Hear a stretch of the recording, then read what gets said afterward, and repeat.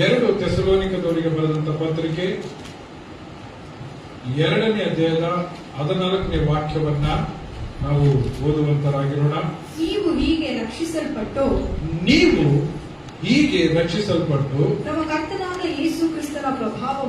ನಮ್ಮ ಕರ್ತನಾದ ಯೇಸು ಕ್ರಿಸ್ತನ ಪ್ರಭಾವವನ್ನು ಸಂಪಾದಿಸಿಕೊಳ್ಳಬೇಕೆಂದು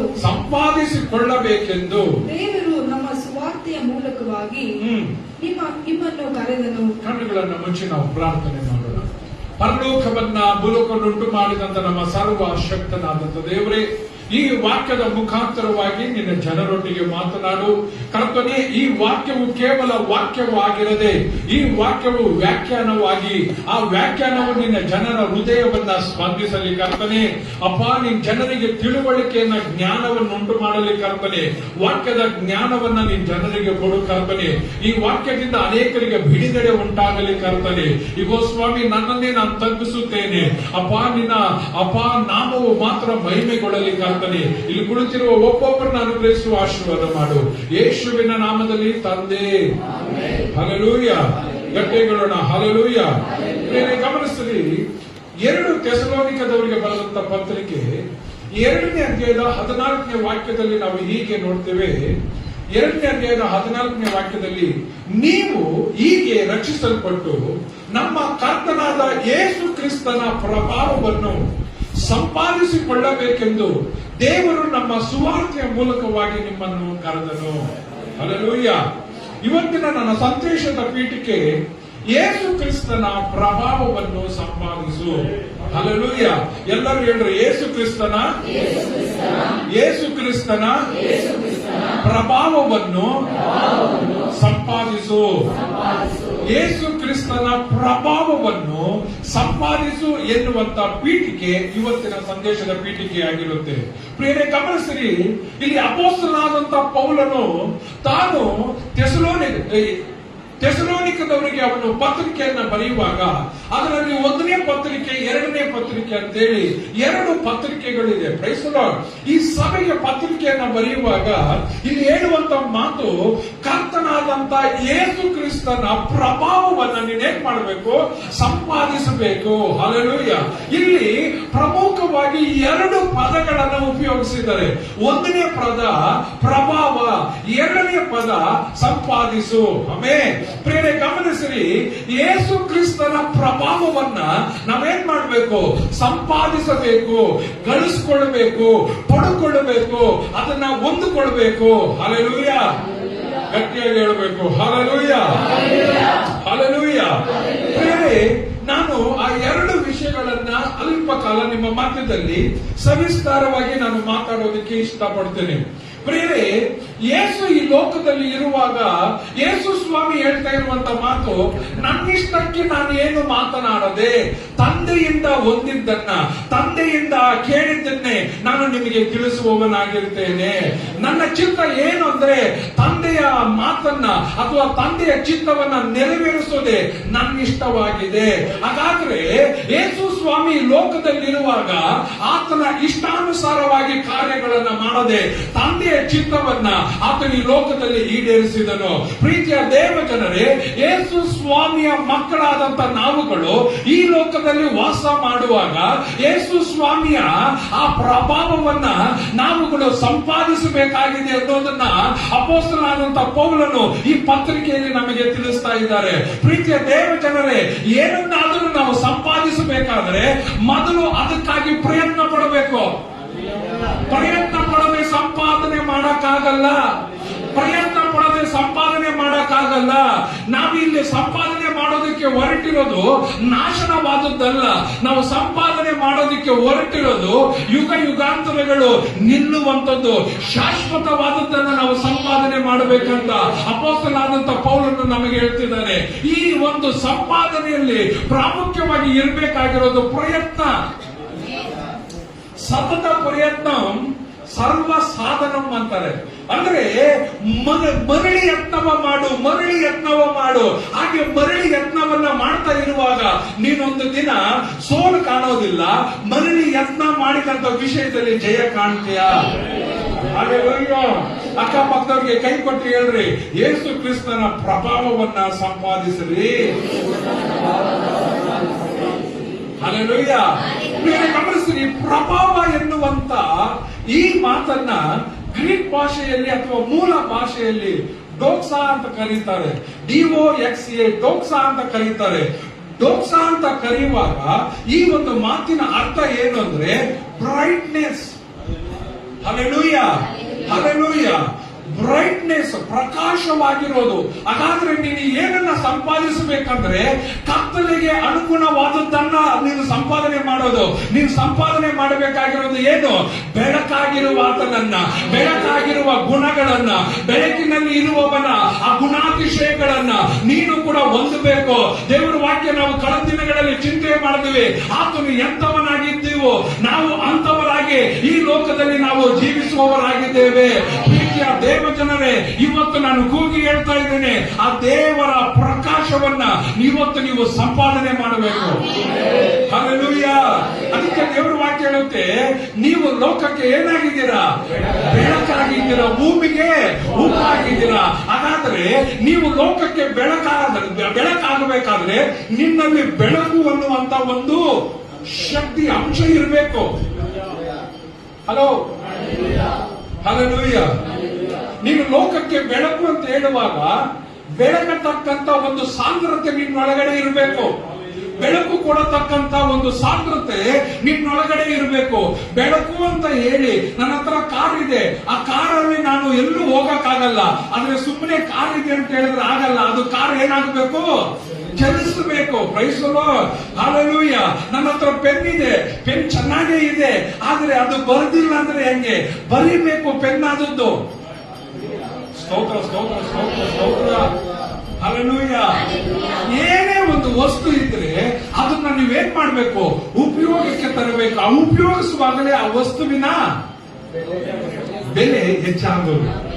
ಹಾಗೆ ನೀನು ಕ್ರಿಸ್ತನಲ್ಲಿ ಅಥವಾ ನೀನು ಲೋಕಕ್ಕೆ ಬೆಳಕಾಗಬೇಕಾದ್ರೆ ಕ್ರಿಸ್ತನ ಬೆಳಕು ನಿನ್ನಲ್ಲಿ ಪ್ರಕಾಶಿಸಬೇಕು. ಸ್ತೋತ್ರ. ಡೋಕ್ಸಾ ಅಂತ ಹೇಳಿದ್ರೆ ಪ್ರಕಾಶ, ಪ್ರಭಾವ, ಕೃಪೆ, ಕಾಬೋದಿಗೆ ಸಮವಾಗಿ ಉಪಯೋಗಿಸುವಂತ ಪದ ಡೋಕ್ಸಾ. ಹಲ್ಲೆಲೂಯಾ. ಹಾಗಾದರೆ ಇವತ್ತು ನಾನು ಕೂಗಿ ಹೇಳ್ತೀನಿ, ನೀವು ಕತ್ತಲೆಯಲ್ಲಿ ಇರುವವರಲ್ಲ, ನೀವು ಬೆಳಕಿನಲ್ಲಿ ವಾಸ ಮಾಡುವವರು. ಬೆಳಕಿನಲ್ಲಿ ವಾಸ ಮಾಡುವವರು ಅಂತ ಹೇಗೆ ಗೊತ್ತಾಗುತ್ತೆ? ಬೆಳಕಿನ ಗುಣಾತಿಶಯಗಳು ನಿಮ್ಮಲ್ಲಿ ಇರುತ್ತೆ. ನೀವು ಆ ಗುಣಾತಿಶಯಗಳನ್ನು ಸಂಪಾದಿಸಿ ಆ ಲೋಕಕ್ಕೆ ಬೆಳಕಾಗಿ ನೀವು ತೋರ್ಪಡಿಸಬೇಕು. ಹಲ್ಲೆಲೂಯಾ. ಅಕ್ಕಪಕ್ಕದವ್ರ ಕೈ ಕೊಟ್ಟು ಹೇಳ್ರಿ, ನೀವು ಲೋಕಕ್ಕೆ ಬೆಳಕಾಗಿದ್ದೀರಾ. ನೀವು ಲೋಕಕ್ಕೆ ಏನಾಗಿದ್ದೀರಾ? ಬೆಳಕಾಗಿದ್ದೀರಾ. ನಿಮ್ಮಲ್ಲಿ ಆ ಬೆಳಕು ಏನಾಗಬೇಕು? ಪ್ರಜ್ವಲಿಸಬೇಕು. ಆ ಬೆಳಕು ಏನಾಗಬೇಕು? ಅನೇಕ ಜನರಿಗೆ ಅದು ಪ್ರಕಾಶವಾಗಿ ತೋರ್ಪಡಿಸಬೇಕು. ನೀನು ಕೆಲಸಕ್ಕೆ ಹೋದ್ರೆ ಅಲ್ಲಿ ಒಂದು ಬೆಳಕಾಗಿರಬೇಕು. ನೀನೊಂದು ಮನೆಯಲ್ಲಿ ಹೋದ್ರೆ ಆ ಮನೆಗೆ ನೀನೊಂದು ಬೆಳಕಾಗಬೇಕು. ನೀನೊಂದು ಊರಿಗೆ ಹೋದ್ರೆ ಆ ಊರಿಗೆ ನೀನು ಬೆಳಕಾಗಬೇಕು. ನೀನು ಯಾವುದಾದ್ರೂ ವಿಷಯಕ್ಕೆ ಕೈ ಹಾಕಿದ್ರೆ ಆ ವಿಷಯದಲ್ಲಿ ನೀನು ಬೆಳಕಾಗಬೇಕು. ಪ್ರೀತಿಯ ದೇವ ಜನರೇ, ಲೋಕವು ಕತ್ತಲೆಯಲ್ಲಿದೆ. ಲೋಕ ಅಧಿಪತಿ ಅನೇಕರ ಕಣ್ಣುಗಳನ್ನ ಕುರುಡು ಮಾಡಿ ಇವತ್ತು ಕತ್ತಲೆಯಲ್ಲಿ ನಡೆಸ್ತಾ ಇದ್ದಾನೆ. ಇವತ್ತು ಲೋಕಕ್ಕೆ ಒಂದು ಕೊರತೆ ಇದೆ. ಏನ್ ಕೊರತೆ? ದೈವಿಕವಾದಂತ ಪ್ರಕಾಶತೆ. ಹಲ್ಲೆಲೂಯಾ. ದೈವಿಕವಾದಂತ ಪ್ರಕಾಶದ ಕೊರತೆ ಇದೆ. ಅದನ್ನ ನಾವು ನೀಗಿಸಬೇಕು. ಹೇಗೆ ನೀಗಿಸಬೇಕು? ಆ ಡೋಕ್ಸಾ ನಮ್ಮಲ್ಲಿ ಬರಬೇಕು, ಆ ಪ್ರಭಾವ ನಮ್ಮಲ್ಲಿ ಬರಬೇಕು. ಹಲ್ಲೆಲೂಯಾ. ಹೇಳ್ರಿ, ಪ್ರಕಾಶ, ಪ್ರಕಾಶ. ಈ ಒಂದು ವಿಷಯದಲ್ಲಿ ನಾವು ಹೆಚ್ಚಿನದಾಗಿ ಮಾತಾಡಬಹುದು. ಅನೇಕ ವಾಕ್ಯಗಳನ್ನೆಲ್ಲ ನಾವು ತರಬಹುದು. Praise the lord. ನಾನು ಮುಂದೆ ಹೋಗ್ತೀನಿ. ಇದಕ್ಕೆ ಮತ್ತೊಂದು ಭಾಗ ಹೇಳೋದು ಬ್ರೈಟ್ನೆಸ್ ಅಂತ ಒಂದು ಕಡೆ ಹೇಳುವಾಗ ಮತ್ತೊಂದಿಗೆ 3 ಭಾಗಗಳಾಗಿ ಇದನ್ನು ಅರ್ಥೈಸ್ತಾರೆ. ಒಂದು ಬ್ರೈಟ್ನೆಸ್, 2 ವೆಯ್ಟ್ನೆಸ್, ತೂಕವಾದದ್ದು, ಭಾರವಾದದ್ದು. ಒಬ್ಬ ವ್ಯಕ್ತಿಯ ವ್ಯಕ್ತಿತ್ವ, ಅವನ ಗೌರವ ತಿಳಿಯೋದು ಅವನ ನಡವಳಿಕೆ. ಹಲ್ಲೆಲೂಯಾ. ಅವನು ತೂಕವಾಗಿ ನಡ್ಕೊಳ್ಳುವಂತ ನಡವಳಿಕೆಯಿಂದ. Praise the lord. ಡೋಕ್ಸಾ ಅಂತ ಹೇಳಿದ್ರೆ ಗೌರವಿತವಾದಂತ ತೂಕದ ಮನುಷ್ಯ ಅಂತಾರಲ್ಲ, ಹಲ್ಲೆಲೂಯ. ತೂಕವಾಗಿ ಈ ಲೋಕದಲ್ಲಿ ಜೀವಿಸಬೇಕು. ಹಲ್ಲೆಲೂಯ. Praise the lord. ನಿನ್ನ ಮಾತಿಗೆ ದೇವರು ತನ್ನ ಬಲವನ್ನ ಕೂಡಿಸ್ತಾನೆ. ಆಮೆನ್. ನೀನು ಕಾಲಿಡುವ ಸ್ಥಳವನ್ನ ದೇವರು ಕರ್ತನಿಗೆ ಸ್ವಂತವಾಗತಕ್ಕಂತೆ ಮಾಡ್ತಾನೆ. ನಿನ್ನ ಜೀವಿತದಲ್ಲಿ ದೇವರ ಪ್ರಭಾವವನ್ನು ತರುತ್ತಾನೆ. ಆದರೆ ನೀನ್ ಮಾಡಬೇಕಾಗಿರೋದು ಏನಂದ್ರೆ, ನೀನು ಗೌರವಿತವಾಗಿ ಪ್ರಕಾಶಮಾನವುಳ್ಳವನಾಗಿ ಒಬ್ಬ ತೂಕವುಳ್ಳಂತ ಮನುಷ್ಯನಾಗಿ ನೀನು ಜೀವಿಸಬೇಕು. ಹಲ್ಲೆಲೂಯಾ. Praise the lord. ನಾನು ಮುಂದೆ ಹೋಗ್ತೀನಿ. ಗುಣಲಕ್ಷಣದ ಪ್ರಕಟಣೆ. ಒಬ್ಬ ವ್ಯಕ್ತಿ ನಿಧಾನವಾಗಿ ಯಾರು ಎಂಬುದನ್ನ ಮತ್ತೊಬ್ಬರಿಗೆ ತೋರ್ಪಡಿಸಬೇಕು. ಹಲ್ಲೆಲೂಯಾ. ನಿನ್ನ ಗುಣ ಲಕ್ಷಣವನ್ನ ಮತ್ತೊಬ್ಬರಿಗೆ ತೋರ್ಪಡಿಸೋದಕ್ಕೆ ಉಪಯೋಗಿಸುವ ಪದ ದೋಕ್ಸ. ಹಲ್ಲೆಲೂಯಾ. ನಿಮ್ಮ ಗುಣವನ್ನ ಅನೇಕರು ನಾನು ನೋಡಿದ್ದೀನಿ, ಅನೇಕರು ಆತ್ಮಿಕತೆಯನ್ನ ಲೋಕದಲ್ಲಿ ತೋರ್ಪಡಿಸ್ತಾರೆ. ಅಲ್ಲ, ಆತ್ಮಿಕತೆ ಲೋಕದಲ್ಲಿ ತೋರ್ಪಡಿಸುವಾಗ ಅವರಿಗೆ ಅದು ಗೊತ್ತಾಗಲ್ಲ. ನಿನ್ ಪ್ರಾರ್ಥನೆನೋ, ನಿನ್ನ ಆರಾಧನೆನೋ, ನೀನ್ ಮಾಡುವ ಅನ್ಯ ಭಾಷೆನೋ ಇದೆಲ್ಲ ಲೋಕಕ್ಕೆ ನೀನು ತೋರ್ಪಡಿಸೋದು. ಅದು ದೇವರಿಗೂ ನಿನಗೂ ಒಳ್ಳೆ ಅನುಬಂಧವನ್ನು ಉಂಟು ಮಾಡುತ್ತೆ. ಆದರೆ ಲೋಕದಲ್ಲಿ ಇಳಿದು ಹೋಗುವಾಗ ಅಲ್ಲಿ ನೀನು ತೋರ್ಪಡಿಸಬೇಕಾಗಿರೋದು ಒಳ್ಳೆಯ ಗುಣವನ್ನ ತೋರ್ಪಡಿಸಬೇಕು. Price the lord. ಪ್ರೀತಿಯ ದೇವ ಜನರೇ, ನಿನ್ನ ಮಾತಿನಲ್ಲಿ ನಿನ್ನ ಒಳ್ಳೆಯ ಗುಣವನ್ನ ನೀನು ತೋರ್ಪಡಿಸಬೇಕು. ನಿನ್ನ ನಡತೆಯಲ್ಲಿ ಒಳ್ಳೆಯ ಗುಣವನ್ನ ನೀನು ತೋರ್ಪಡಿಸಬೇಕು. ನಿನ್ನ ಜೀವಿತದ ಎಲ್ಲ ದಿನಗಳು ನೀನು ನಡ್ಕೊಳ್ಳುವ ವಿಚಾರಗಳು, ನೀನು ಮಾತಾಡುವ ವಿಚಾರಗಳು, ನೀನು ಮತ್ತೊಬ್ಬರಿಗೆ ಹೇಳುವ ವಿಚಾರಗಳು, ಮತ್ತೊಬ್ಬನಿಗೆ ಅದು ಇಷ್ಟವಾಗೋ ರೀತಿಯಲ್ಲಿ ಅದು ದೈವಿಕವಾದಂತ ಗುಣಲಕ್ಷಣವನ್ನ ತೋರ್ಪಡಿಸುವಂತದ್ದಾಗಬೇಕು. ಹಲ್ಲೆಲೂಯಾ. ಹಲ್ಲೆಲೂಯಾ. ಸಭೆಗೆ ನೀವು ಬರುವುದು, ನೀವು ದೇವರ ವಾಕ್ಯವನ್ನ ಕಲ್ತ್ಕೊಳ್ಳೋದು ಒಳ್ಳೆ ಗುಣಗಳಿಂದ ನಿಮ್ಮನ್ನು ತುಂಬಿಸೋದಕ್ಕೆ. ಒಳ್ಳೆ ಗುಣಲಕ್ಷಣಗಳು ನಿಮ್ಮಲ್ಲಿ ತೋರ್ಪಡಿಸಿಕೊಳ್ಳತಕ್ಕಂತೆ ನೀವು ಒಳ್ಳೆ ಗುಣಗಳಿಂದ ತುಂಬಿದವರಾಗಿ ಮತ್ತೊಬ್ಬರಿಗೆ ಆ ಗುಣಗಳನ್ನು ತೋರ್ಪಡಿಸಬೇಕು. ಅದಕ್ಕೆ ಹೇಳೋದು ಡೋಕ್ಸಾ. ಹಲ್ಲೆಲೂಯಾ. ಹಲ್ಲೆಲೂಯಾ. ಹಲ್ಲೆಲೂಯಾ. ಏನಾದರೂ ಅರ್ಥ ಆಗ್ತಾ ಇದೆಯಾ? ಈ ಡೋಕ್ಸವನ್ನ ಏನು ಅಥವಾ ಪ್ರಭಾವವನ್ನ 3 ಭಾಗಗಳಲ್ಲಿ ನಾವು ಏನು ಇದನ್ನ ಹೊಂದ್ಕೊಳ್ಬಹುದು ಅಥವಾ ಇದನ್ನ ನಾವು ರಿಫ್ಲೆಕ್ಟ್ ಮಾಡಿ ಮತ್ತೊಬ್ಬರಿಗೆ ಅದನ್ನು ತೋರ್ಪಡಿಸ್ಬೋದು. ಒಂದನೇದಾಗಿ ಪ್ರತಿಬಿಂಬಿಸೋದು. ಹಲ್ಲೆಲೂಯಾ. ನಾನು ಇಷ್ಟೊತ್ತು ಹೇಳಿದೆ ಡೋಕ್ಸದ ಅರ್ಥ ಏನು, ಅರ್ಥ ಹೋಗ್ತಾ ಇದೆ ಒಳಗಡೆ. ಪಾಸ್ಟರ್ ಏನ ಡೇಕ್ಸಾ ಅಂದಂಗೆ ಕೇಳಿಸ್ತು ಅಂತ. ಡೇಕ್ಸಾ ಅಲ್ಲ, ಡೋಕ್ಸಾ. ಡೋಕ್ಸಾ ಅಂದ್ರೆ ಏನು? ಪ್ರಭಾವ. ಯಾರ ಪ್ರಭಾವ? ಕ್ರಿಸ್ತನ ಪ್ರಭಾವವನ್ನು 3 ಭಾಗದಲ್ಲಿ ಹೇಳಿದೆ. ಒಂದನೇದಾಗಿ ಪ್ರತಿಬಿಂಬಿಸೋದು, ಬ್ರೈಟ್ನೆಸ್. ನೀನು ಲೋಕಕ್ಕೆ ಏನಾಗಬೇಕು? ಸ್ವಾಮಿ ಈ ಲೋಕವನ್ನ ಕತ್ತಲೆಯಲ್ಲಿ ಇದ್ದಂತ ಈ ಲೋಕಿಗೆ ಆತನು ಬೆಳಕಾಗಿ ಬಂದನು. ಆ ಬೆಳಕು ನಿನ್ನಲ್ಲಿ ಉದಯಿಸಬೇಕು. ಆ ಬೆಳಕು ನಿನ್ನಲ್ಲಿ ಪ್ರಕಾಶಿಸಬೇಕು. ನೀನು ಹೋಗುವ ಸ್ಥಳದಲ್ಲಿ ಆ ಬೆಳಕು ಏನಾಗಬೇಕು? ಪ್ರಕಾಶಿಸಬೇಕು. ನೀವು ಕತ್ತಲೆಗೆ ಒಳಗಾದವರಲ್ಲ, ನೀವು ಬೆಳಕಿಗೆ ಒಳಗಾದವರು. ನೀವು ಬೆಳಕಿನ ಗುಣಗಳನ್ನ ಹೊಂದಿದವರು. ಕತ್ತಲೆಯ ನಿಮ್ಮಿಂದ ಏನಾಗಬೇಕು? ದೂರ ಹೋಗಬೇಕು. ನಾನು ಹೋಗುವ ಸ್ಥಳದಲ್ಲಿ ಕತ್ತಲೆಗೆ ಅವಕಾಶ ಇಲ್ಲ. ಕತ್ತಲೆ ಇದ್ರೆ ಪಾಪಕ್ಕೆ ಎಡೆ ಮಾಡಿಕೊಡುತ್ತೆ. ಎಲ್ಲಾ ಪಾಪ ನಡೆಯೋದು ಕತ್ತಲೆಯಲ್ಲಿ. ಬೆಳಕಿರುವ ಸ್ಥಳದಲ್ಲಿ ಬೆಳಕಿಗೆ ಯೋಗ್ಯವಾದ ಕಾರ್ಯಗಳೇ ನಡೆಯುತ್ತೆ. ಹಾಗಾದರೆ ನಾವೇನ್ ಮಾಡಬೇಕಾಗಿರೋ ಕರ್ತವ್ಯ ಏನು? ಈ ಲೋಕ ಏನ್ ತುಂಬಿದೆ? ಕತ್ತಲೆ ತುಂಬಿದೆ. ನಿನ್ನಲ್ಲಿ ಏನಿದೆ? ಆ ಬೆಳಕಿರುವಂತ ನೀನು ಕತ್ತಲೆ ಇಲ್ಲಿರುವ ಲೋಕದೊಳಗಡೆ ಹೋಗಿ ನೀನು ಕತ್ತಲಾಗಬಾರ್ದು. ನೀನು ಆ ಲೋಕಕ್ಕೆ ಏನಾಗಬೇಕು? ಬೆಳಕಾಗಬೇಕು. ನಂಬರ್ 1 ಡೋಕ್ಸ ಹೇಳುವುದು ಅಥವಾ ಏನು ಅದನ್ನು ಪ್ರತಿಬಿಂಬಿಸೋದು ಅಥವಾ ಅದನ್ನ 3 ವಿಧದಲ್ಲಿ ಹೇಳೋದು. ಆದರೆ ನಂಬರ್ 1 ಬ್ರೈಟ್ನೆಸ್, ನಂಬರ್ 2 ವೆಯ್ಟ್ನೆಸ್. ನೀನು ತೂಕವಾಗಿರಬೇಕು. ಅಪೊಸ್ತಲ ಆದಂತ ಪೌಲನು ತಾನು ತಿಮೋತಿಯನಿಗೆ ಹೀಗೆ ಹೇಳ್ತಾನೆ, ನಿನ್ನನ್ನ ಯೌವನಸ್ಥನಂತೇಳಿ ಅಸಡ್ಡೆ ಮಾಡೋದಕ್ಕೆ ಯಾರಿಗೂ ಅವಕಾಶ ಕೊಡಬೇಡ. ನೀನು ಅವ್ರಿಗೆ ಏನಾಗಿರ್ಬೇಕು? ನಡೆ, ನುಡಿ, ಪ್ರೀತಿ, ವಿಶ್ವಾಸ, ನಂಬಿಕೆ ಏನೇನೆಲ್ಲ ಸೇರಿಸಿ ಅವುಗಳಲ್ಲಿ ನೀನೇ ಮಾದರಿಯಾಗಿರು. ಹಲ್ಲೆಲೂಯಾ. ತೂಕವಾಗಿ ನಡ್ಕೋ. ಒಳ್ಳೆ ಜ್ಞಾನದಿಂದ ನಡ್ಕೋ. ಈ ಲೋಕದಲ್ಲಿರುವಾಗ ನಿನ್ನನ್ನು ಯಾರು ಅಸಡ್ಡೆ ಮಾಡೋದಕ್ಕೆ ಅನುಮತಿ ಮಾಡಬೇಡ. Price the lord. 3ನೇದಾಗಿ ನಿನ್ನ ದೈವಿಕವಾದ ಗುಣಗಳನ್ನ ನೀನೇನ್ ಮಾಡಬೇಕು? ಪ್ರಕಟಿಸಬೇಕು, ರಿಫ್ಲೆಕ್ಟ್ ಮಾಡಬೇಕು. Brightness, whiteness, reflect. ಯಾವ್ದು ರಿಫ್ಲೆಕ್ಟ್ ಆಗ್ಬೇಕಾಗಿರೋದು? ದೈವಿಕತ್ವ ನಿನ್ನಲ್ಲಿ ಏನಾಗಬೇಕು? ರಿಫ್ಲೆಕ್ಟ್ ಆಗಬೇಕು. ಪ್ರಿಯರೇ, ಗಮನಿಸಿರಿ. ನೀವು ಕನ್ನಡಿಯನ್ನ ತೆಗೆದು ಸೂರ್ಯನ ಬೆಳಕಿನ ಕಡೆ ತೋರಿಸಿ. ಕನ್ನಡಿಯನ್ನ ತೆರೆದು ಸೂರ್ಯನ ಬೆಳಕಿನ ಕಡೆ ತೋರಿಸಿ, ಆ ಸೂರ್ಯನ ಬೆಳಕು ಕನ್ನಡಿಯಿಂದ ಏನಾಗುತ್ತೆ? ರಿಫ್ಲೆಕ್ಟ್ ಆಗುತ್ತೆ. ಆ ಕನ್ನಡಿಯಿಂದ ಅದರ ಭಾವ ಅಥವಾ ಅದರದ್ದು ರಿಫ್ಲೆಕ್ಟ್ ಆಗಿ ಅದು ಬೆಳಕು ಬರುತ್ತೆ. ಅದೇ ರೀತಿ ದೈವಿಕವಾದ ನಿನ್ನಲ್ಲಿ ರಿಫ್ಲೆಕ್ಟ್ ಬರೋದು ಯಾವಾಗ ಗೊತ್ತಾ? ಓ ಸ್ತೋತ್ರ, ಹಲ್ಲೆಲೂಯ. ನಿಮ್ಮಲ್ಲಿ ಈ ಒಂದು ಗುಣಗಳು ರಿಫ್ಲೆಕ್ಟ್ ಪ್ರಕಟಿಸೋದು ಯಾವಾಗ ಅಂದ್ರೆ ನಿನ್ನ ಮುಖವು ಸೂರ್ಯನ ಕಡೆ ತಿರುಗಿಸುವಾಗ. ಆಮೇಲೆ ಲೋಕದಲ್ಲಿ ನೀನು ತಿರುಗಿಸಿದ್ರೆ ಲೋಕದ ಗುಣಗಳು ರಿಫ್ಲೆಕ್ಟ್ ಆಗುತ್ತೆ. ಸ್ತೋತ್ರ. ಲೌಕಿಕವಾದ ವಿಷಯಗಳಲ್ಲಿ ನಿನ್ನನ್ನು ಒಳಪಡಿಸ್ಕೊಳ್ಳುವಾಗ ಲೌಕಿಕವಾದ ವಿಷಯಗಳ ನಿನ್ನಲ್ಲಿ ಏನಾಗುತ್ತೆ? ರಿಫ್ಲೆಕ್ಟ್ ಬರುತ್ತೆ. ಯಾವಾಗಲೂ ಕೂಡ ಲೌಕಿಕತ್ವ ಇರೋ ಕಡೆ ಆತ್ಮಿಕತೆ ಇರಲ್ಲ. ಆತ್ಮಿಕತೆ ಇರುವ ಕಡೆ ಲೌಕಿಕತೆ ಇರಲ್ಲ. ಈ ಲೌಕಿಕತ್ವಕ್ಕೂ ಆತ್ಮಿಕತ್ವಕ್ಕೂ ತಮ್ಮಲ್ಲಿ ಯಾವಾಗಲೂ ಏನಿರುತ್ತೆ? ಯುದ್ಧ ನಡೀತಾ ಇರುತ್ತೆ. ಆತ್ಮಿಕತೆ ಇರೋ ಕಡೆ ಲೌಕಿಕತೆ ಇರಲ್ಲ. Praise the lord. ಆತ್ಮಿಕತೆ ಸಿದ್ಧಾಂತನೇ ಬೇರೆ, ಆತ್ಮಿಕತೆ ಸಿದ್ಧಾಂತನೇ ಬೇರೆ, ಲೌಕಿಕವಾದ ಸಿದ್ಧಾಂತನೇ ಬೇರೆ. ಹಲ್ಲೆಲೂಯ. ನಾನು ನಿಮ್ಮಲ್ಲಿ ದೈವಿಕವಾದದ್ದನ್ನ ಪ್ರಕಟಿಸಬೇಕು, ರಿಫ್ಲೆಕ್ಟ್ ಬರಬೇಕಾದ್ರೆ ನಿಮ್ಮ ಮುಖ ಯಾರ ಕಡೆ ತಿರುಗಿಸಿರ್ಬೇಕು? ದೇವರ ಕಡೆ ತಿರುಗಿಸಬೇಕು. ಕನ್ನಡಿಯನ್ನ ಸೂರ್ಯನ ಕಡೆ ತಿರುಗಿಸಿದ್ರೆ ಏನ್ ಬರುತ್ತೆ? ರಿಫ್ಲೆಕ್ಷನ್ ಬರುತ್ತೆ, ಪ್ರತಿಬಿಂಬ ಬರುತ್ತೆ. ಹಾಗೆ ನಿಮ್ಮ ಮುಖವನ್ನ ದೇವರ ಕಡೆ ತಿರುಗಿಸಿದ್ರೆ ಏನ್ ಬರುತ್ತೆ? ದೈವಿಕವಾದ ಪ್ರಭಾವ ನಿನ್ನಿಂದ ಏನಾಗುತ್ತೆ? ಪ್ರಕಟವಾಗುತ್ತೆ.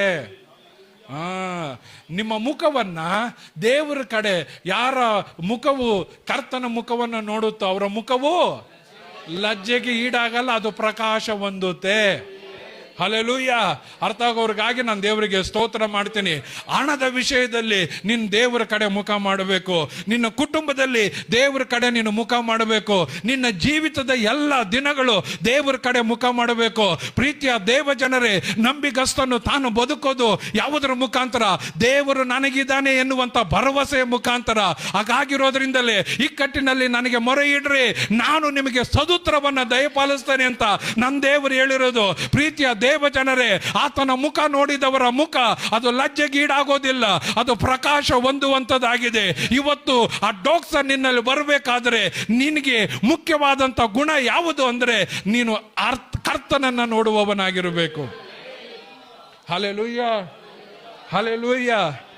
ಯಾರಾದ್ರೂ ಹೇಳ್ರಿ, ಬ್ರೈಟ್ನೆಸ್, ವೈಟ್ನೆಸ್, ರಿಫ್ಲೆಕ್ಟ್. ನಿಮ್ಮಲ್ಲಿ 3 ಬರಬೇಕು. ಏನಾಗಬೇಕಂತೆ? ನಾವು ಬ್ರೈಟ್ನೆಸ್, ಇದು ಏನೇನು ಅಲ್ಲಿಗೆ ಕೋಲ್ಗೇಟ್ ತರ ಹಾಕಿ ಬ್ರೈಟ್ ಆಯ್ತು ಹಂಗ, ಆ ಬ್ರೈಟ್ನೆಸ್ ಅಲ್ಲ ನಾನು ಹೇಳೋದು. ಹಲ್ಲೆಲೂಯ. ವೆಯ್ಟ್ ನಂತರ ಒಳ್ಳೆ ತೂಕ ಮನುಷ್ಯನ, ಆ ತೂಕ ಅಲ್ಲ, ಈ ತೂಕ ಅಲ್ಲ ನಾನು ಹೇಳ್ತಾ ಇರೋದು. ಹಲ್ಲೆಲೂಯ. ರಿಫ್ಲೆಕ್ಟ್. ಓ ತನ ಇನ್ನು ನಾಳೆ ಗಾಜಿ ಇರೋ ಎಲ್ಲ ಹಾಕೊಂಬಂದು ರಿಫ್ಲೆಕ್ಟ್ ಆಗು, ಹಂಗಲ್ಲ.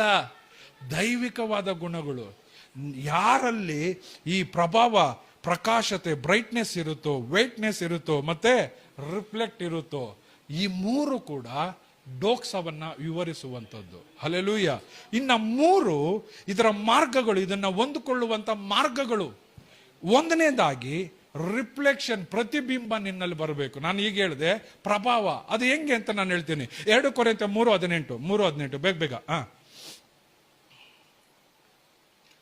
2 ಕೊರಿಂಥದವರಿಗೆ ಬರೆದ ಪತ್ರಿಕೆ 3ನೇ ಅಧ್ಯಾಯದ 18ನೇ ವಾಕ್ಯ. ನಾವೆಲ್ಲರೂ ಮುಸುಕು ತೆಗೆದಿರುವ ಮುಖದಿಂದ ಕರ್ತನ ಪ್ರಭಾವವನ್ನ ದರ್ಪಣದಲ್ಲಿ ಕಾಣಿಸುತ್ತದೋ ಎಂಬಂತೆ ದೃಷ್ಟಿಸುವವರಾಗಿದ್ದು ಪ್ರಭಾವದಿಂದ ಅಧಿಕ ಪ್ರಭಾವಕ್ಕೆ ಹೋಗುತ್ತಾ.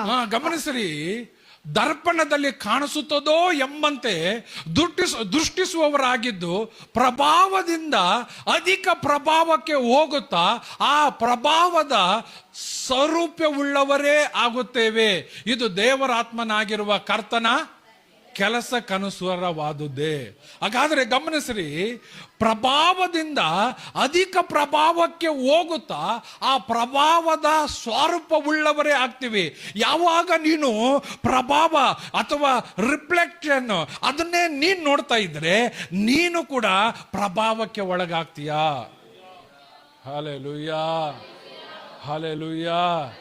ಪ್ರೀತಿಯ ದೇವ ಜನರೇ, ಆ ಪ್ರಭಾವ ಸ್ವರೂಪವುಳ್ಳವನೇ ನೀನಾಗ್ತೀಯ. ಯಾವಾಗ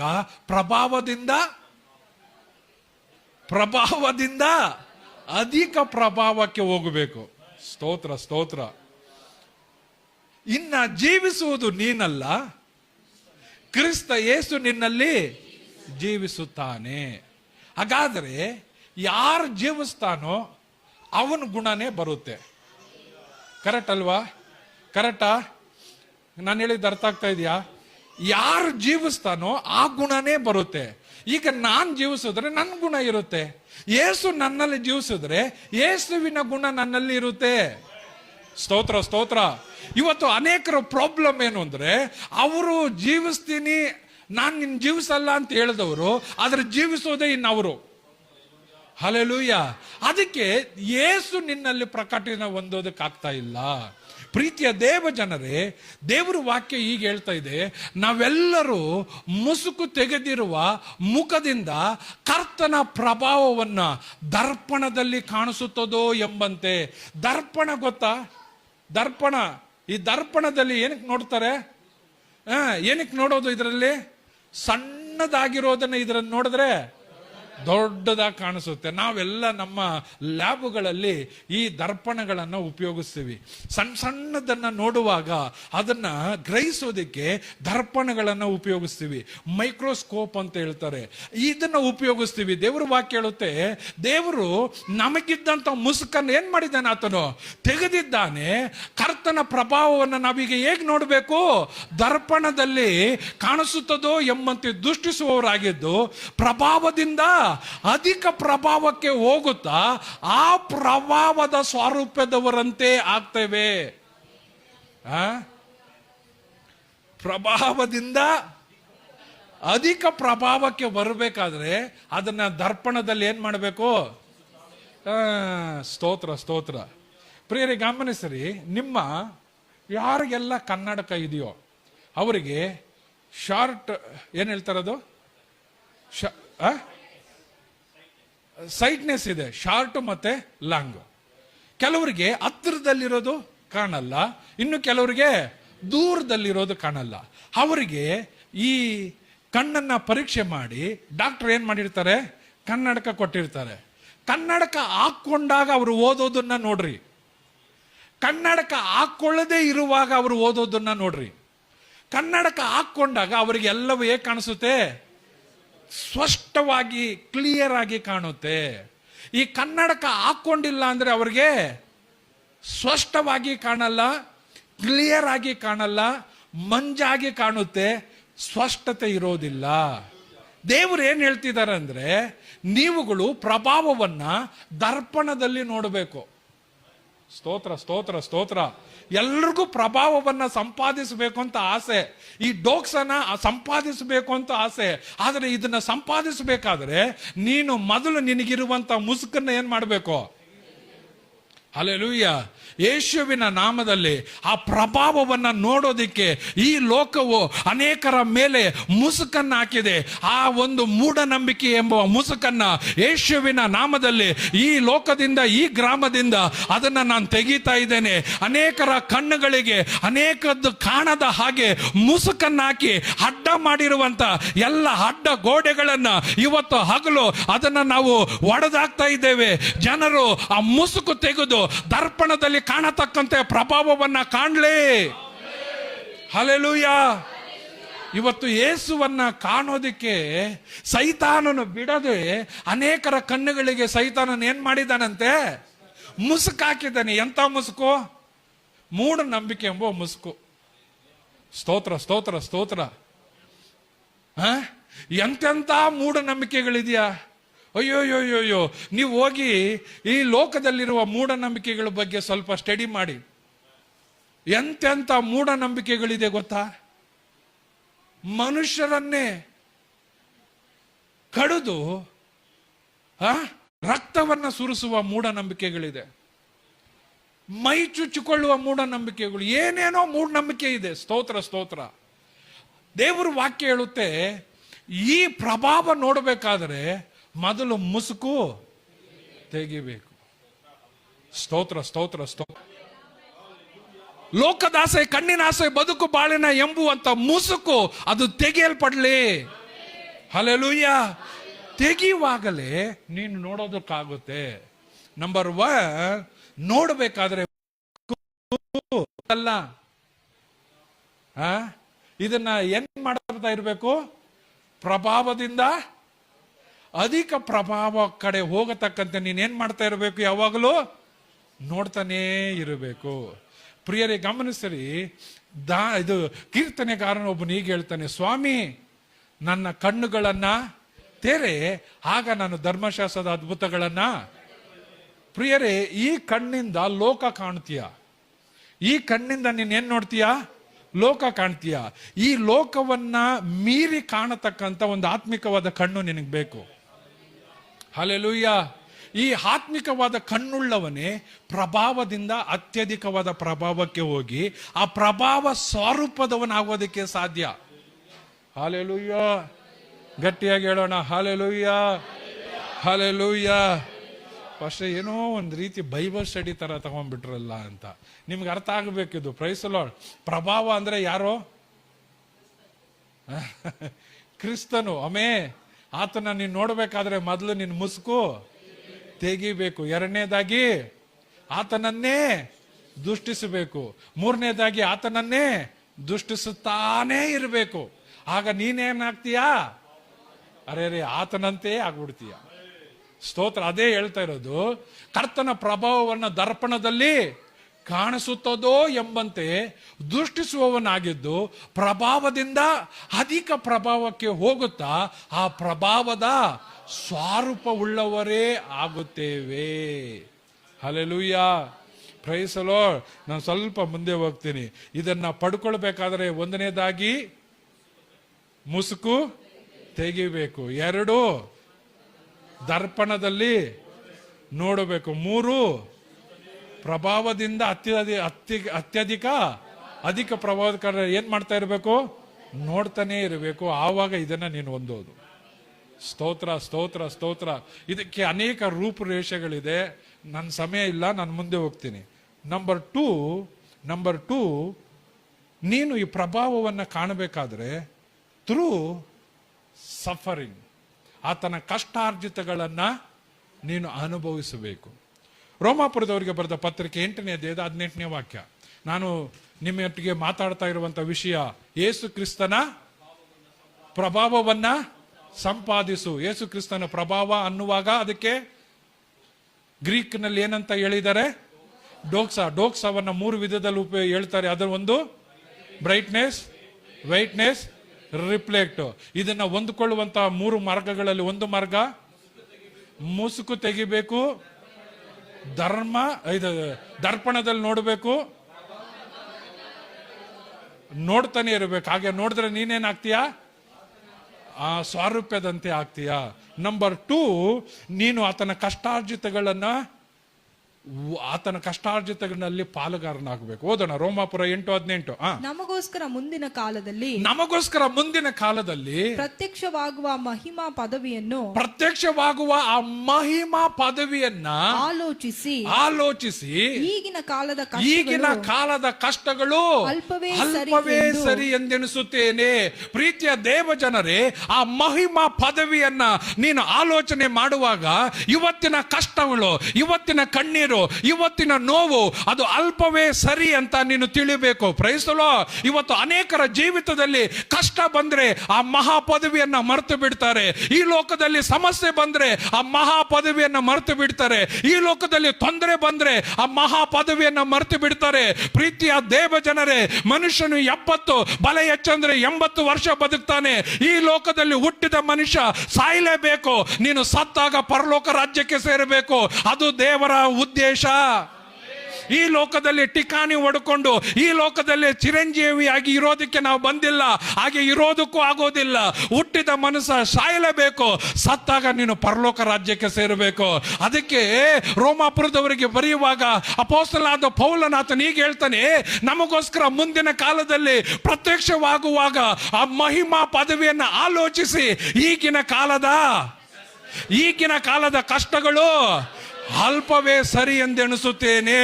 ಇವತ್ತಿನ ಕಣ್ಣೀರು, ಇವತ್ತಿನ ದುಃಖ, ಇವತ್ತಿನ ಸಮಸ್ಯೆ, ಇವತ್ತು ನೀನು ಹಾದು ಹೋಗ್ತಾ ಇರುವಂತ ಇಕ್ಕಟ್ಟು, ಇವತ್ತು ನೀನು ಹಾದು ಹೋಗ್ತಾ ಇರುವಂತ ಆ ತೊಂದರೆ, ಇದು ಅಲ್ಪವೇ ಸರಿ ಅಂತ ನೀನು ಎಣಿಸಿ ಆ ಮಹಾ ಪದವಿಯನ್ನ ನೀನು ಆಲೋಚಿಸಬೇಕು. Hallelujah, hallelujah. ಇವತ್ತು ಆ ಪದವಿಯನ್ನ ಮರೆತು ಹೋಗ್ಬಿಟ್ಟಿದ್ದಾರೆ. ಇವತ್ತು ಇಲ್ಲಿ ಏನಾದ್ರೂ ಮಾಡೋಣ ಬ್ರದರ್, ನೀನ್ ಇಲ್ಲಿ ಏನ್ ಮಾಡಿದ್ರು ಬಿಟ್ಟು ಹೋಗ್ಬೇಕು, ನೀನ್ ಇಲ್ಲಿ ಹೆಂಗ್ ಜೀವಿಸಿದ್ರು ಸಾಯ್ಲೇಬೇಕು, ಇಲ್ಲಿ ಹೆಂಗೆಲ್ಲ ಇದ್ರು ನಿನ್ನ ದೇಹ ಮಣ್ಣಿಗೆ ಸೇರಬೇಕು. ಹಂಗಂತೇಳಿ ಈ ಲೋಕದಲ್ಲಿ ನಾವು ಚೆನ್ನಾಗಿರ್ಬೇಕು. ಆದರೆ ಅದೇ ನಿನ್ನ ಮುಖ್ಯ ಉದ್ದೇಶವಾಗಬಾರದು. ನೀನು ಯಾವುದನ್ನ ದೃಷ್ಟಿಸಬೇಕು? ಮುಂದೆ ಬರಲಿಕ್ಕಿರುವಂತ ಆ ಮಹಿಮಾ ಪದವಿಯನ್ನು ಆಲೋಚಿಸಬೇಕು. ಹಾಗೆ ಆಲೋಚಿಸುವಾಗ ಇವತ್ತಿನ ಕಷ್ಟ ಏನು ಇಲ್ಲ ಬಿಡ್ರಿ. ಈ ಅಪೊಸ್ತಲನಾದಂಥ ಪೌಲನು 3 ಸರಿ ತಾನು ಹಡಗಿನಲ್ಲಿ ಪ್ರಯಾಣ ಮಾಡುವಾಗ ನೀರಿನಿಂದ ಅವನಿಗೆ ತೊಂದರೆ ಬಂತು. 5 ಸಾರಿ ಚಡಿಯೇಟುಗಳಿಂದ ಹೊಡೆದ್ರು. ಅವನನ್ನ ಸತ್ತೋದನು ಅಂತೇಳಿ ಎತ್ಕೊಂಡೋಗಿ ಆಚೆ ಬಿಸಾಕಿದ್ರು. ಆಗ ಅವನು 3ನೇ ಪರಲೋಕದವರೆಗೂ ಕೊಯ್ಯಲ್ಪಟ್ಟವನು. ಪ್ರೈಸಲೋ. ಅವನು ಹೇಳ್ತಾನೆ, ಈ ಲೋಕದ ಕಷ್ಟಗಳು ಅಲ್ಪವೇ ಸರಿ. ಹಲ್ಲೆಲೂಯ. ಬ್ರದರ್, ಈ ಲೋಕದಲ್ಲಿ ಕಷ್ಟ ಇದೆ, ಈ ಲೋಕದಲ್ಲಿ ತೊಂದರೆ ಇದೆ, ಈ ಲೋಕದಲ್ಲಿ ನೋವಿದೆ, ಈ ಲೋಕದಲ್ಲಿ ಅನೇಕ ರೀತಿಯಾದಂಥ ನಷ್ಟಗಳಿದೆ. ಆ ಕಷ್ಟ ಬರುವಾಗ ನೀನು ಹಲಗಾಡಬಾರದು. ಅದರ ಮಂದದಲ್ಲಿ ಬರಲಿಕ್ಕಿರುವಂಥ ಮಹಿಮೆಯನ್ನು ನೀನು ಆಲೋಚಿಸಬೇಕು. ಹಲ್ಲೆಲೂಯ. ಈ ಡೋಕ್ಸ, ಈ ಪ್ರಕಾಶವನ್ನ, ಈ ಪ್ರಭಾವವನ್ನ ನೀನು ಹೊಂದಬೇಕಾದರೆ ಈ ಲೋಕದ ಕಷ್ಟವನ್ನ ಅಲ್ಪವೇ ಅಂತ ಎಣಿಸಬೇಕು. ಹಲ್ಲೆಲೂಯ. ಈ ಲೋಕದಲ್ಲಿ ಅನೇಕರು ಕಷ್ಟಗಳನ್ನು ಅನುಭವಿಸಿದ್ದಾರೆ. ಯೇಸು ಸ್ವಾಮಿಯ ಶಿಷ್ಯರಲ್ಲಿ 12 ಶಿಷ್ಯರು, ಅದರಲ್ಲಿ ಒಬ್ಬನು ಇಸ್ಕರಿಯೋತನು ಅಪನಂಬಿಗಸ್ತನಾದನು. ಅವನಿಗೆ ಬದಲಾಗಿ ಮತ್ತಿಯನನ್ನ ಆಯ್ಕೆ ಮಾಡಿದ್ರು. ಹಾಗೆ ಈ 12 ಅಪೊಸ್ತಲರುಗಳು, ಇವರ ಜೀವನ ಚರಿತ್ರೆಗಳನ್ನು ನೀವು ನೋಡೋದೇ ಆದರೆ ಯೋಹಾನನು ಒಬ್ಬನು ಮಾತ್ರ ಸ್ವಾಭಾವಿಕವಾಗಿ ಸತ್ತಿದ್ದು. ಉಳಿದ ಎಲ್ಲ ಶಿಷ್ಯಂದರು ಈ ಲೋಕದ ಕಷ್ಟಗಳನ್ನು ಅನುಭವಿಸಿ ಒಬ್ಬೊಬ್ಬರು ಒಂದೊಂದು ವಿಧದಲ್ಲಿ ಅವರು ಲೋಕದ ಯಾತ್ರೆಯನ್ನು ಮುಗಿಸಿದ್ರು. ಆದರೆ ಅವರ ಜೀವಿತಗಳು ಈ ರೀತಿಯಾಗಿ ಕೊನೆಗೊಂಡ್ರು ಕೂಡ ಇವತ್ತು ನಾವು ಯೋಚನೆ ಮಾಡಿದ್ರೆ ಮುಂಬರುವಂತ ದಿನಗಳಲ್ಲಿ ಯೇಸು ಸ್ವಾಮಿ ಮಧ್ಯಾಕಾಶದಲ್ಲಿ ಬರುವಾಗ ಅಲ್ಲಿ ಈ ಒಂದು ನ್ಯಾಯ ವಿಚಾರಣೆಯಲ್ಲಿ ಯೇಸು ಸ್ವಾಮಿಯ ಜೊತೆಯಲ್ಲಿ ಇವರು ಕುಳಿತಿರ್ತಾರೆ. ಸ್ತೋತ್ರ. ಹಂಗಂತೇಳಿ ನನ್ನ ದೇವರು ಈ ಲೋಕದ ಮನುಷ್ಯರನ್ನ ಸುಮ್ಮನೆ ಬಿಡೋದಿಲ್ಲ. ಭಕ್ತರ ಸಾವನ್ನ ನನ್ನ ದೇವರು ಬಹಳ ಶ್ರೇಷ್ಠವಾಗಿ ನೆನೆಸ್ತಾರೆ. ಹಲ್ಲೆಲೂಯ. ನಾನು ಹೇಳಕ್ ಬರೋದು, ಈ ಮಹಿಮೆ, ಈ ಪ್ರಭಾವವನ್ನು ಹೊಂದಬೇಕಾದ್ರೆ ಈ ಲೋಕದ ಕಷ್ಟಗಳನ್ನ ನೀನು ಸಹಿಸಬೇಕು. ಅವುಗಳನ್ನ ನೀನು ಅಲ್ಪವೆಂದು ಎಣಿಸಿ ಅವುಗಳನ್ನ ದಾಟಿ ಮುಂದಕ್ಕೆ ಹೋಗಬೇಕು. ಯಾರಿಗೂ ಕಷ್ಟ ಬೇಡ, ಕಷ್ಟ ಯಾರಿಗೂ ಬೇಡ ಬ್ರದರ್. ಆತ್ಮಿಕವಾದ ಜೀವಿತದಲ್ಲಿ ಪ್ರಾಮುಖ್ಯವಾದಂಥದ್ದೇ ಪರಿಶೋಧನೆ. ಆತ್ಮಿಕವಾದ ಜೀವಿತದಲ್ಲಿ ಪ್ರಾಮುಖ್ಯವಾದದ್ದೇ ಕಷ್ಟ. ಆತ್ಮಿಕವಾದ ಜೀವಿತದಲ್ಲಿ ಬಹಳ ಇಕ್ಕಟ್ಟಾದದ್ದೇ ಕಷ್ಟ. ಆ ಕಷ್ಟನ ನೀನು ಜಯಿಸಬೇಕಾದ್ರೆ ಪವಿತ್ರಾತ್ಮನ ಕೃಪೆ, ಪರಿಶುದ್ಧಾತ್ಮನ ಜ್ಞಾನ ನಿನ್ನಲ್ಲಿರಬೇಕು. ಹಲ್ಲೆಲೂಯ. ಒಂದನೇದಾಗಿ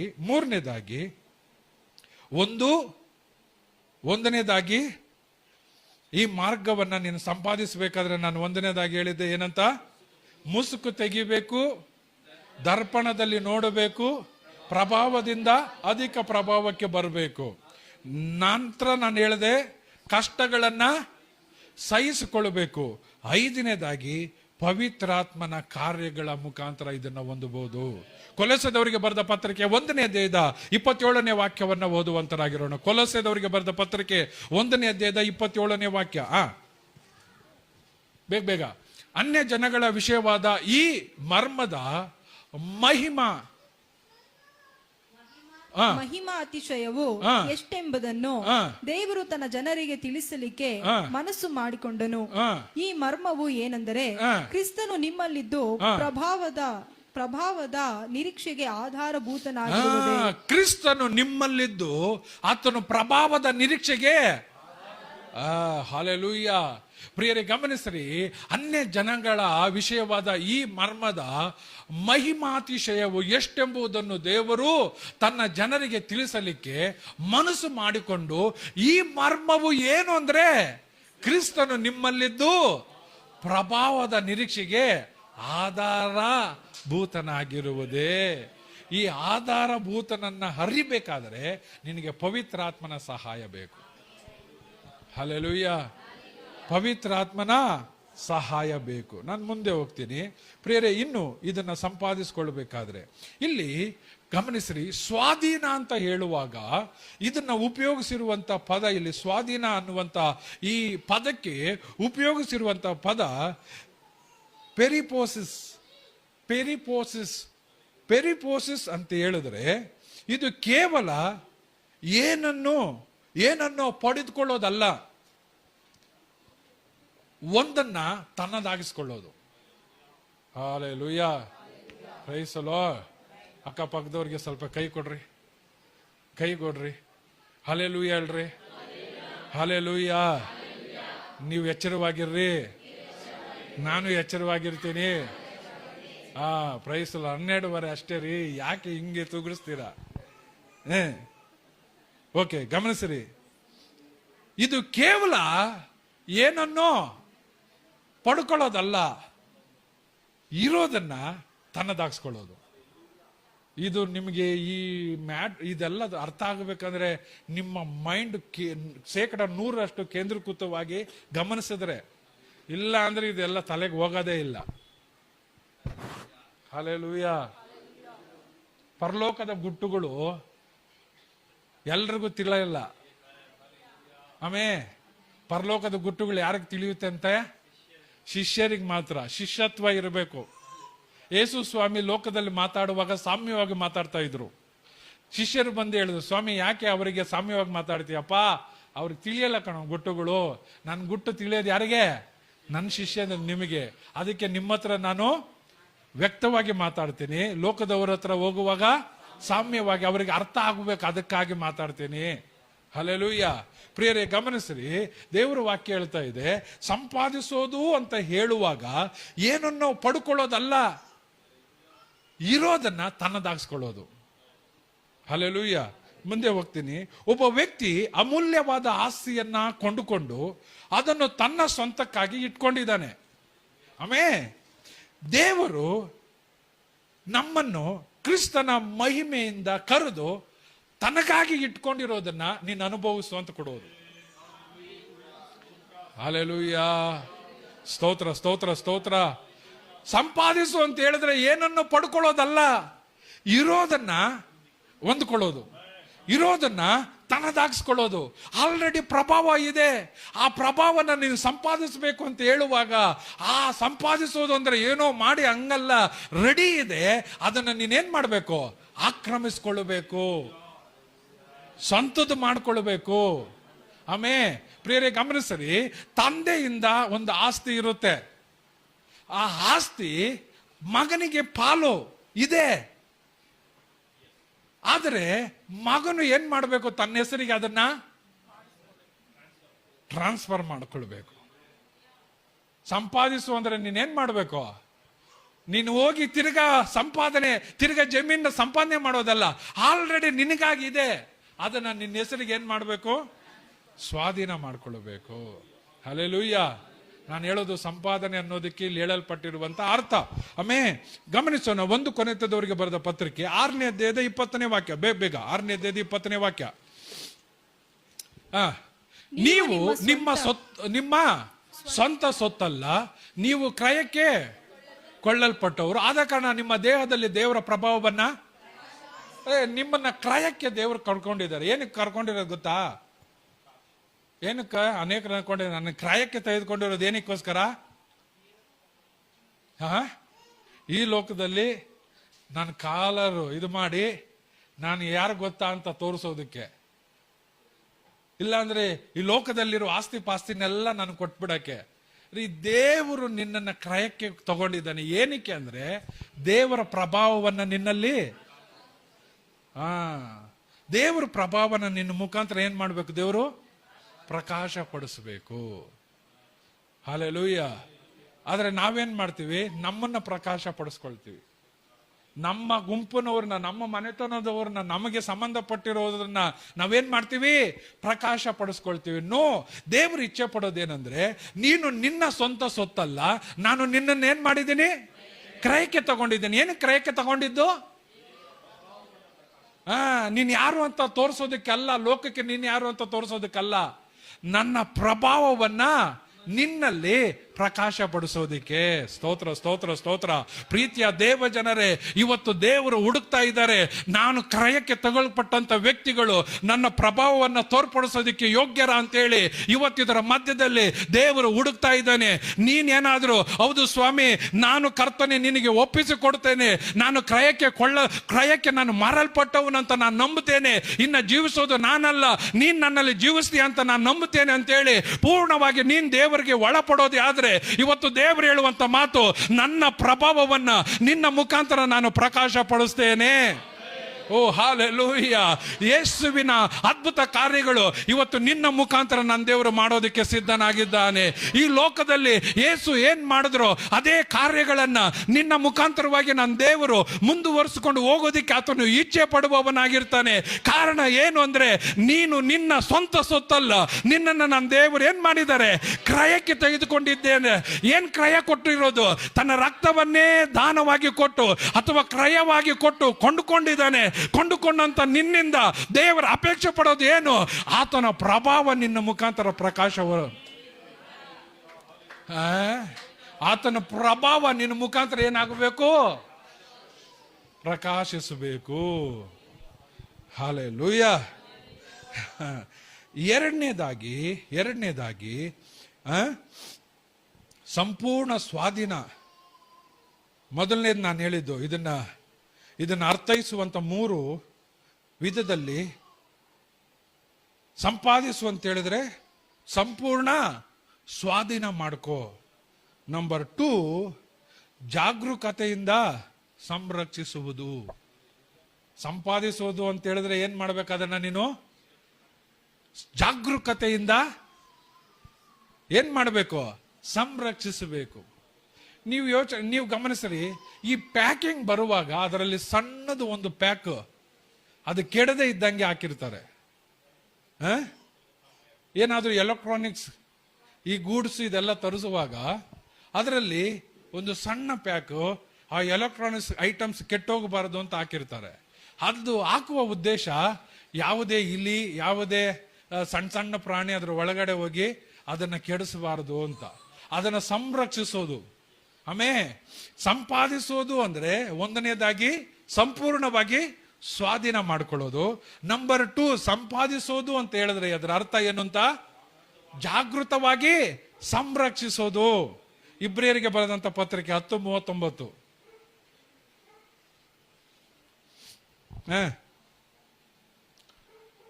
ನಾವಾದರೂ ಹಿಂದೆಗೆದವರಾಗಿ ನಾಶವಾಗುವವರಲ್ಲ, ನಂಬುವವರಾಗಿ ಪ್ರಾಣ ರಕ್ಷಣೆಯನ್ನ ಹೊಂದುವವರಾಗಿದ್ದೇವೆ. ನಂಬುವವರಾಗಿ ಪ್ರಾಣ ರಕ್ಷಣೆಯನ್ನ. ಹಾಗಾದರೆ ನಾವು ನಾಶನಕ್ಕುಳ್ಳವರಲ್ಲ, ನಾವು ನಂಬುವವರಾಗಿ ಪ್ರಾಣ ರಕ್ಷಣೆಯನ್ನ ಹೊಂದುವವರು. ಹಾಗಾದ್ರೆ ದೇವರು ನಮ್ಮನ್ನು ಏನ್ ಮಾಡ್ತಾ ಇದ್ದಾನೆ? ಸುರಕ್ಷಿತವಾಗಿ ಕಾಪಾಡ್ತಿದ್ದಾನೆ. ನೀನು ಸಂಪಾದಿಸಿಕೊಂಡು ಬೇಕಂದ್ರೆ ನೀನು ಸುರಕ್ಷಿತವಾಗಿ ಏನಾಗಬೇಕು? ಕಾಪಾಡಿಸಲ್ಪಡಬೇಕು. ಹಲ್ಲೆಲೂಯಾ. ಸ್ತೋತ್ರ ಸ್ತೋತ್ರ. ನಾನು 3ನೇ ಭಾಗಕ್ಕೆ ಬರ್ತೀನಿ. ದೈವಿಕವಾದಂತ ದತ್ತು ಸ್ವೀಕಾರ. Obtain as A special treasurer. ನೀನು ಅದನ್ನ ಸ್ವೀಕಾರ ಮಾಡೋದು. 1 ಪೇತ್ರ 2:9. 1 ಪೇತ್ರ 2:9. ಬೇಗ ನೀವಾದರೂ ನಿಮ್ಮನ್ನು ಕತ್ತಲೆಯೊಳಗಿಂದ ಕರೆದ ತನ್ನ ಆಶ್ಚರ್ಯಕಾದ ಬೆಳಕಿನಲ್ಲಿ ನಡೆಸಿದ ಆತನ ಗುಣಾತಿಶಯಗಳನ್ನ ಪ್ರಚಾರ ಮಾಡುವವರಾಗುವಂತೆ ದೇವರ ಆದುಕೊಂಡ ಜನಾಂಗವು, ರಾಜವಂಶಸ್ಥರಾದ ಯಾಜಕರು, ಮೀಸಲಾದ ಜನವು, ದೇವರ ಸ್ವಕೀಯ ಪ್ರಜೆಯೂ ಆಗಿದ್ದೀರಿ. ಹಾಗಾದರೆ ದೇವರು ದೈವಿಕವಾಗಿ ನಿಮ್ಮನ್ನ ಏನ್ ಮಾಡ್ಕೊಂಡಿದ್ದಾರೆ? ದತ್ತು ಪಡ್ಕೊಳ್ಳೋದು. ಸ್ತೋತ್ರ ಸ್ತೋತ್ರ. ಸಂಪಾದಿಸ್ಕೊಳ್ಳೋದು ಅಂದ್ರೆ ಅದಕ್ಕೆ 3 ಭಾಗಗಳು, 3 ಅರ್ಥಗಳು. ಒಂದನೇದಾಗಿ ಸಂಪೂರ್ಣವಾಗಿ ಸ್ವಾಧೀನ ಮಾಡ್ಕೊಳ್ಳೋದು, 2 ಜಾಗರೂಕತೆಯಿಂದ ಸಂರಕ್ಷಿಸೋದು, 3ನೇದು ಪೂರ್ಣವಾಗಿ ದೈವಿಕವಾಗಿ ದತ್ತನ್ನ ತೆಗೆದುಕೊಳ್ಳೋದು. ಹಲ್ಲೆಲೂಯ. ಈ 3 ಕೂಡ ಸಂಪಾದಿಸಿಕೊಳ್ಳೋದಕ್ಕೆ ಹೇಳುವಂತ ಪದಗಳು. Praise the lord. ಹಾಗಾದ್ರೆ ನಿಮ್ಗೇನಾದ್ರೂ ಅರ್ಥ ಆಯ್ತಾ? ಇದರಲ್ಲಿ ಏನಾದ್ರೂ ತಿಳ್ಕೊಂಡ್ರ ನೀವು? Praise the lord. ರೋಮಾಪುರದವರಿಗೆ ಬರೆದಂತ ಪತ್ರಿಕೆ 8:30 ಬೇಗ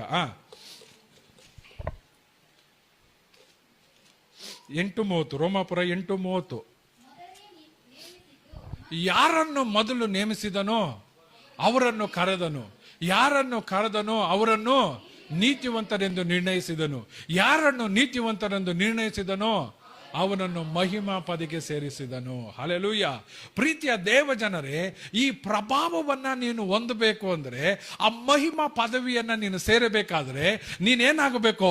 ಮೊದಲು ನೇಮಿಸಲ್ಪಡಬೇಕು, ಆನಂತರವಾಗಿ ಕರೆಯಲ್ಪಡಬೇಕು, ಆನಂತರವಾಗಿ ನೀತಿವಂತನಂತ ನಿರ್ಣಯಿಸಬೇಕು, ಆನಂತರವಾಗಿ ನಿರ್ಣಯಿಸಿದಂತ ನಿನ್ನನ್ನ ಆತನು ಮಹಿಮಾ ಪದವಿಗೆ ಸೇರಿಸುವವನಾಗಿದ್ದಾನೆ.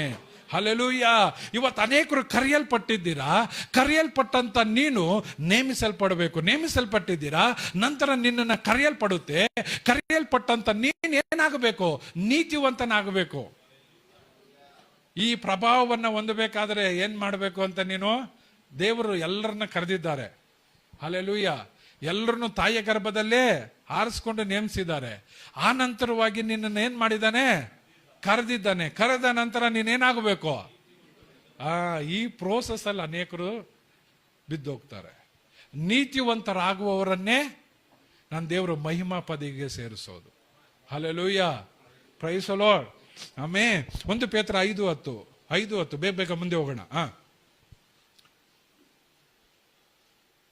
ಕ್ರಿಸ್ತನಲ್ಲಿ ನಿಮ್ಮನ್ನು ತನ್ನ ನಿತ್ಯ ಪ್ರಭಾವಕ್ಕೆ ಕರೆದ ಕೃಪಾಪೂರ್ಣನಾದಂತ ದೇವರು ತಾನೇ ನೀವು ಸ್ವಲ್ಪ ಕಾಲ ಬಾಧೆ ಪಟ್ಟ ಮೇಲೆ ನಿಮ್ಮನ್ನು ಯೋಗ್ಯ ಸ್ಥಿತಿಗೆ ತಂದು ನೆಲೆಗೊಳಿಸಿ ಬಲಪಡಿಸುವನು. ಹಲ್ಲೆಲೂಯ.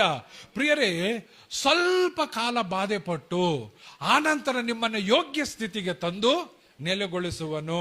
ಸ್ವಲ್ಪ ಕಾಲ ಈ ಲೋಕದಲ್ಲಿ ವಾಸಿಸುವಾಗ ನೀನೇನಾಗ್ತೀಯ? ಬಾಧೆ ಪಡ್ತೀಯ, ನೋವುಗೊಳಗಾಗ್ತೀಯ, ಇಕ್ಕಟ್ಟುಗೊಳಗಾಗ್ತೀಯ. ಆದರೆ ಅದು ಶಾಶ್ವತವಲ್ಲ. ದೇವರು ನಿನ್ನನ್ನು ಯೋಗ್ಯ ಸ್ಥಿತಿಗೆ ತರುವವನಾಗಿದ್ದಾನೆ. ಫಿಲಿಪ್ಪಿಯ 2ನೇ ಅಧ್ಯಾಯದ 7ರಿಂದ 9 ನಾವು ನೋಡ್ತೀವಿ. ನಾವು ದಾಸನ ರೂಪವನ್ನ ಧರಿಸಿಕೊಂಡವರು, ನನ್ನನ್ನು ಬರುದು ಮಾಡಿಕೊಂಡು ದಾಸನ ರೂಪವನ್ನು ಧರಿಸಿಕೊಂಡು ಮನುಷ್ಯರಿಗೆ ಸದೃಶನಾದನು. Price the lord. ಹೇಗೆ ಆತನು ದಾಸನ ರೂಪವನ್ನ ಧರಿಸಿದನೋ ಅದೇ ರೀತಿಯಾಗಿ ನೀನು ದಾಸನ ರೂಪವನ್ನ ಧರಿಸಬೇಕು. ಹಲ್ಲೆಲೂಯ. ರೋಮಾಪುರ 12:2. Praise the lord. ನಾನು ಮುಂದೆ ಹೋಗ್ತೀನಿ. ರೋಮಾಪುರ 12:2. ಇಹಾಲೋಕದ ನಡವಳಿಕೆಯನ್ನ ಅನುಸರಿಸದೆ ಯಾವಾಗ ಈ ದಾಸನ ರೂಪ ಬರೋದು ಗೊತ್ತಾ? ಇಹಾಲೋಕದ ನಡವಳಿಕೆಯನ್ನ ನೀನು ಅನುಸರಿಸಬಾರದು. ನೂತನ ಮನಸ್ಸನ್ನು ಹೊಂದಿಕೊಂಡು ಪರಲೋಕ ಭಾವದವರಾಗಿರಿ. ಈಗಾದರೆ ದೇವರ ಚಿತ್ತಾನುಸಾರವಾದದ್ದು ಅಂದರೆ ಉತ್ತಮವಾದದ್ದು, ಮೆಚ್ಚುಗೆಯಾದದ್ದು, ದೋಷವಿಲ್ಲದ್ದು ಯಾವುದೆಂದು ವಿವೇಚಿಸಿ ತಿಳ್ಕೊಳ್ಳುವಿರಿ. ಈ ಗುಣ ನಿಮ್ಮಲ್ಲಿ ಬಂದ್ರೆ ಪ್ರಭಾವವನ್ನ ನೀನು ಸಂಪಾದಿಸ್ತೀಯ. ಹಲ್ಲೆಲೂಯ. ಹೇಳ್ರಿ, ಯೇಸು ಕ್ರಿಸ್ತನ ಪ್ರಭಾವವನ್ನು ನಾನು ಸಂಪಾದಿಸ್ತೇನೆ. ಹಲ್ಲೆಲೂಯ. ಸಂಪಾದಿಸಬೇಕಾದ್ರೆ ಇಹಾಲೋಕದ ನಡವಳಿಕೆಯನ್ನ ಏನ್ ಮಾಡಬೇಡ, ಅನುಸರಿಸಬೇಡ. ಅವ್ರು ಹೇಳ್ತಾರೆ, ಇಲ್ಲಿ ಮೆತ್ತಗಿದ್ರೆ ಏನೋ ಕಾಲ ಇಲ್ಲ ಕಣೋ, ಏಟಿಗೆ ಎದುರೇಟು ಇದ್ರೇನೆ ಕಾಲ ಅಂತಾರೆ. ಬ್ರದರ್, ಅದು ಲೋಕದಲ್ಲಿ ಹೇಳುವ ಮಾತು. ಸ್ವಾಮಿ ನಮಗೂ ನಿಮ್ಗೆ ಹೇಳ್ಕೊಟ್ಟಿರೋದು ಏನು ಗೊತ್ತಾ? ಒಬ್ಬನು ಬಂದು ನಿಮ್ಮ ಕೆನ್ನೆ ಮೇಲೆ ಹೊಡೆದ್ರೆ ಮತ್ತೊಂದು ಕೆನ್ನೆಯನ್ನು ತೋರಿಸು. ಯುದ್ಧ ನಿಂದಲ್ಲ, ಯುದ್ಧ ನಂದು. ಯಾರ್ಯಾರು ನಿನ್ನ ವಿರುದ್ಧವಾಗಿ ನಿಂತಾರೋ ಅವರಿಗೆ ವಿರುದ್ಧವಾಗಿ ಯುದ್ಧ ಮಾಡೋದು ಯಾರು? ದೇವರು. ಅವನ ಒಳಗಡೆ ಕ್ರಿಯೆ ಮಾಡುವ ದುರಾತ್ಮನನ್ನ ಬೆಂದಿಸೋದು ಯಾರು? ದೇವರು. ಪ್ರೀತಿಯ ದೇವ ಜನರೇ, ದೇವರು ನಮಗೆ ತಿಳಿಸೋದೇನಂದ್ರೆ, ಇಹಾಲೋಕದ ನಡವಳಿಕೆಯನ್ನು ಅನುಸರಿಸದೆ ನೂತನ ಮನಸ್ಸನ್ನ ಹೊಂದಿಕೊಂಡು ಪರಲೋಕ ಭಾವದವರಾಗಿರ್ರಿ. ಹಲ್ಲೆಲೂಯ.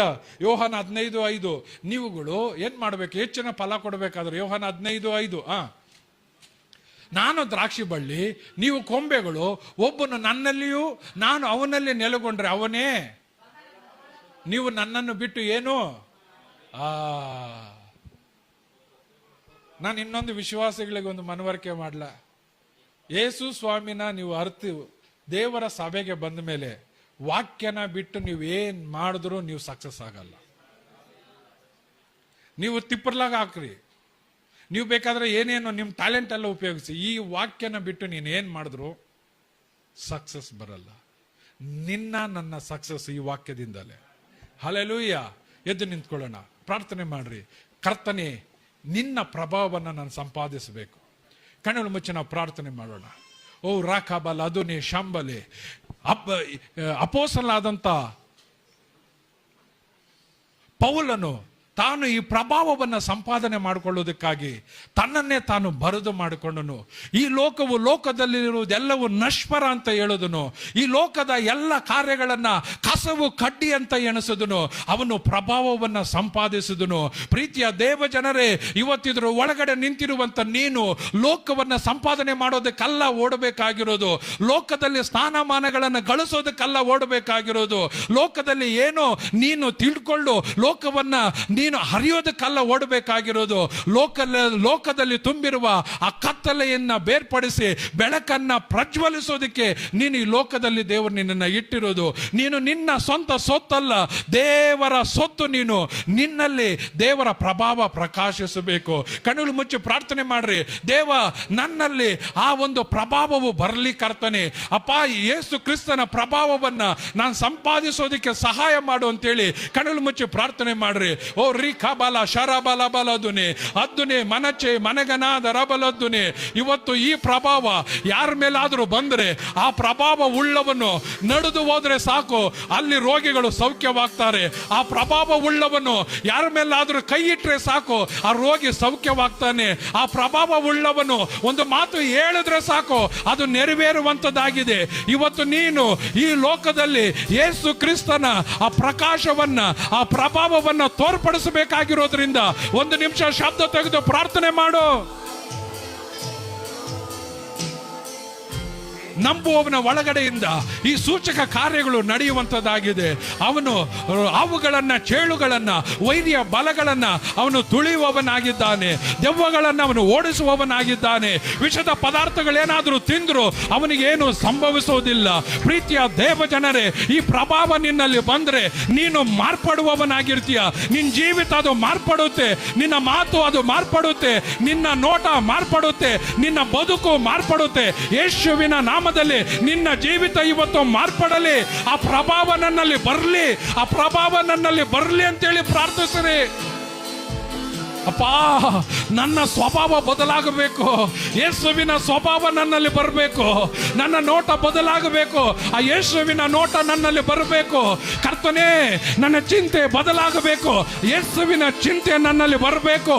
ನನ್ನಲ್ಲಿ ನಿನ್ನ ಪ್ರಭಾವವು ಪ್ರಕಾಶಿಸಲೇ.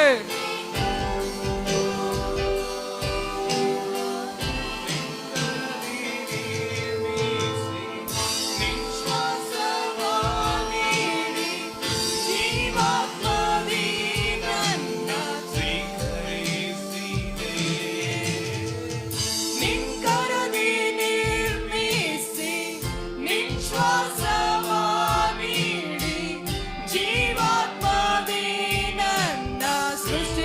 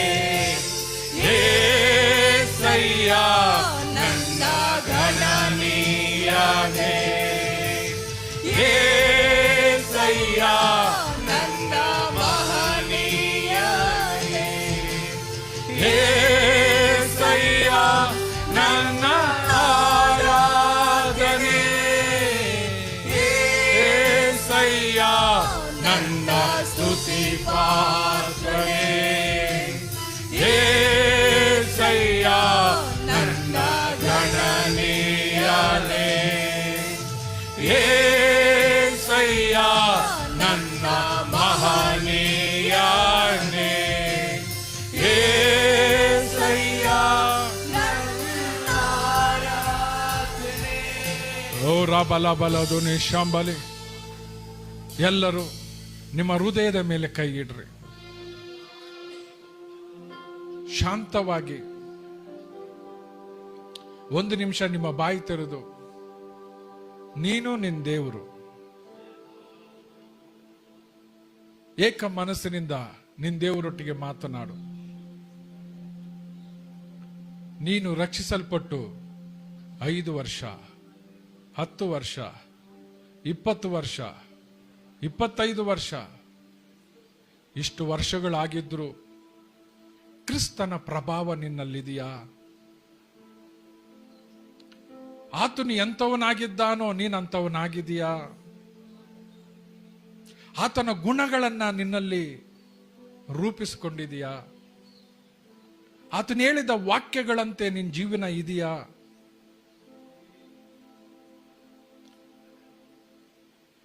ಪರಿಶುದ್ಧತೆ ಇಲ್ಲದೆ ಯಾರು ನನ್ನನ್ನು ಕಾಣಕ್ಕಾಗಲ್ಲ.